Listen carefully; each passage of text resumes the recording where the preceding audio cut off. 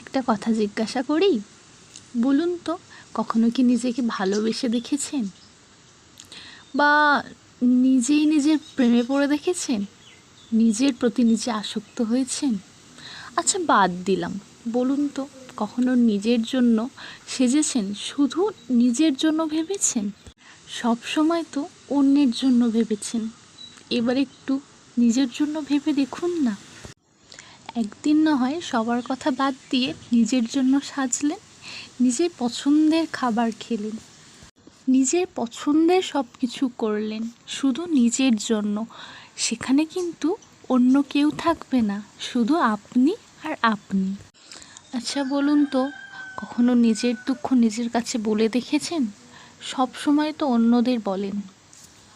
একবার না হয় আয়নার সামনে দাঁড়িয়ে নিজের দুঃখ নিজের কাছে বলে দেখবেন। একবার বলে দেখুন না, তার ফল কী পান। যদি পারেন একটু অন্য সবার কথা ভুলে গিয়ে শুধু নিজের কথা ভাবতে, তাহলে দেখবেন আপনি নিজেই আপনার প্রেমে পড়ে গেছেন। তখন কিন্তু এই জীবনে আপনার চেয়ে সুখী আর হ্যাপি কেউ হবে না। একবার যদি পারেন এই ব্যস্ততার মধ্যে একটু নিজেকে সময় দিন, দেখবেন অনেক কিছু চেঞ্জ হয়েছে, অনেক কিছু পাল্টেছে, আপনার লাইফটা অনেক ভালো হয়েছে। তখন কিন্তু অন্য কাউকে প্রয়োজন হবে না, শুধু আপনি নিজেকে নিয়েই থাকতে ভালোবাসবেন।